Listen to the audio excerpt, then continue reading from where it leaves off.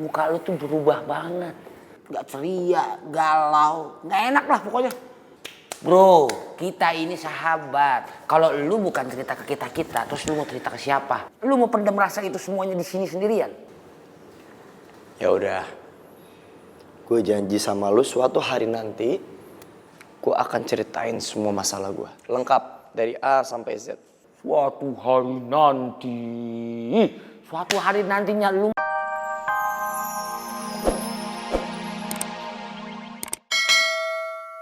Apa nih? Gak apa-apa, gue cuman gak tahu ya, tiba-tiba gue kayak kangen balapan gitu. Gue mau ngecek mesinnya aja, maksudnya masih bagus atau enggak. Sambil ya lu tau lah, gue pengen banget ganti motor yang baru yang cc-nya lebih gede. Ya, kalau untuk motor baru sih itu urusan lo ya.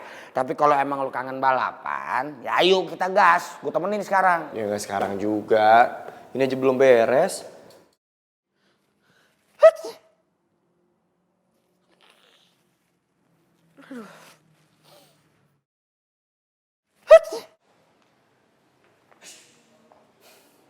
Kesian Tuan Putri, lagi sakit, jadi seharian aja di kamar dia.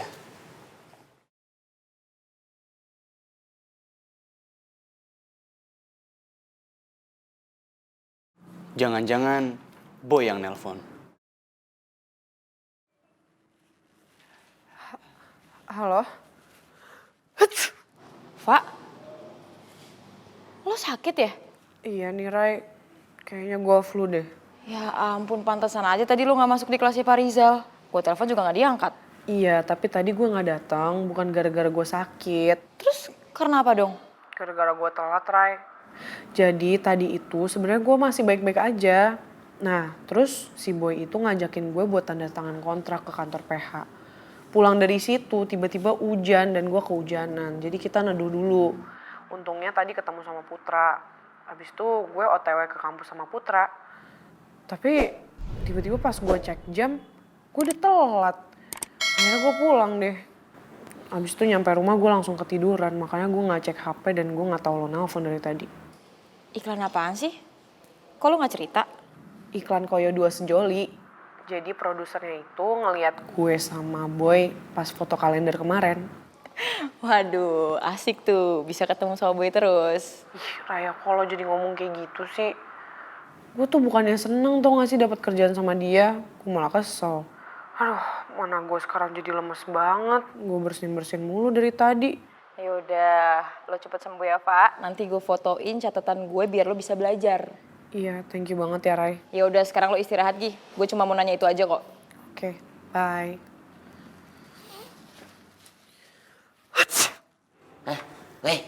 Sini muka lu gue lihat.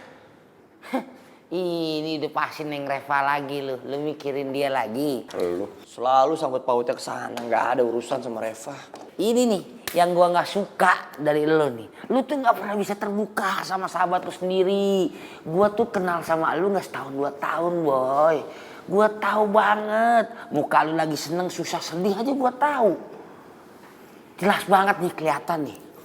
Semenjak lu tahu kalau Reva itu adiknya Dean, muka lu tuh berubah banget. Gak ceria, galau, gak enak lah pokoknya.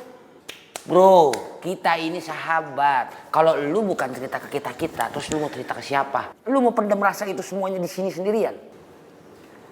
Ya udah, gue janji sama lu suatu hari nanti gue akan ceritain semua masalah gue, lengkap dari A sampai Z. Suatu hari nantinya lu mah lama udah kayak dongeng. Tapi kalau memang ini masalah Neng Reva, gue kasih tahu ya sama lu. Gue ingetin sama lu sekali lagi. Cinta itu gak pernah berjalan semulus sesuai keinginan kita. You understand? Iya. Yes. Ya sama lah kayak gue sama Tata. Ya gitu. Gue gak nyangka aja kalau setelah gue udah mulai sayang ternyata. Iya. Gue tahu kok kondisi itu. Gary udah cerita sama gue. Dan kalau lu mau tahu, Gary sebenarnya nggak enak Yan sama lu. Dia juga ngerasa bersalah. Terus Gary sih janji mau minta maaf langsung ke lu. Udah, tadi gue udah ketemu, dia udah minta maaf dan dia udah jelasin semuanya juga ke gue. Tapi buat gue sih nggak masalah ya. Secara gue kan ganteng, banyak cewek di luar sana yang ngantri untuk dapetin hati gue ya kan. Ya barangkali aja nanti Kikan mau sama gue. Siapa lu bilang? Kikan?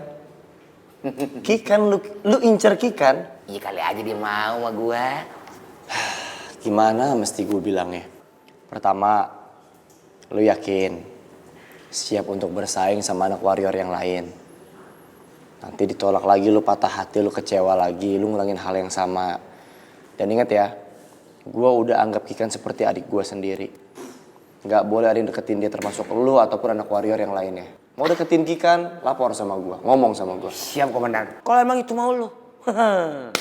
Ya kalau gue gak izinin gak boleh lah. Cuman kalau kita ngomongin soal patah hati, emangnya lu nggak pernah ngerasain patah hati?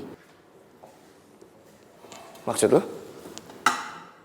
Ya, gue pernah patah hati, tapi gak separah lu. Dan gak sesering lu. Gue lebih sering bikin cewek-cewek di luar sana patah hati. Karena sifat cuek gue, ya habis gimana, orang gak suka. Itu namanya ganteng doang, tapi jomblo. Buat apa lo ganteng, gak ada manfaatnya namanya lo.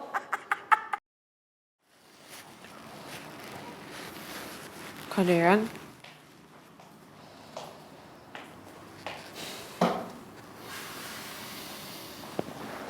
Jadi kamu bolos gara-gara boy? Kadean ngupingin aku ya, nggak asik banget deh. Gimana kakak nggak nguping? Dari tadi kakak dengar kamu bersin-bersin terus. Kamu itu udah bolos kuliah, sakit juga. Ini semua gara-gara boy kan? Kakak kenapa sih kok jadi malah nyalahin dia? Ini semua tuh gara-gara tadi hujan, Kak. Makanya aku jadi telat. Kalau nggak hujan juga aku nggak bakal telat. Alasan kamu. Ini yang bikin kakak nggak suka kamu deket-deket sama boy. Boy itu bawa pengaruh buruk buat kamu. Kakak kenapa jadi ngomong kayak gitu sih? Kan aku tadi udah jelasin sama kakak ini semua gara-gara hujan. Dan tadi itu aku ada urusan tanda tangan kontrak sama boy. Kalau bukan karena itu juga aku nggak bakal pergi sama dia kok. Terus boy tahu kamu bolos kayak gini? Gimana deh? Diem aja? Dia nggak tahu kalau aku bolos. Justru dia taunya aku tadi berangkat sama Putra ke kampus. Lagian, ya aku kan udah bilang tadi ini semua gara-gara aku kok, Kak. Belain aja terus boynya. Belain. Siapa yang ngebelain boy sih, Kak? Aku cuma ngomong apa adanya kok. Kak Dean, tolong ya kakak jangan cerita ke papa soal ini. Kak Dean, Kak please, aku mohon ya. Karena papa pasti parno banget kalau mikirin ini semua. Kakak nggak janji deh. Apalagi kamu sakit kayak gini. Makanya kalau ada apa-apa buat keperluan syuting, biar kakak atau yang Putra anterin kamu. Dan kakak nggak mau dengar alasan lain. Ya udah iya deh Kak, iya. Maaf Reva, kakak harus keras karena kakak sayang sama kamu. Kakak nggak mau kamu deket sama orang yang udah bikin pacar kakak celaka. Apapun caranya, kakak bakal pastiin boy hilang dari hidup kamu.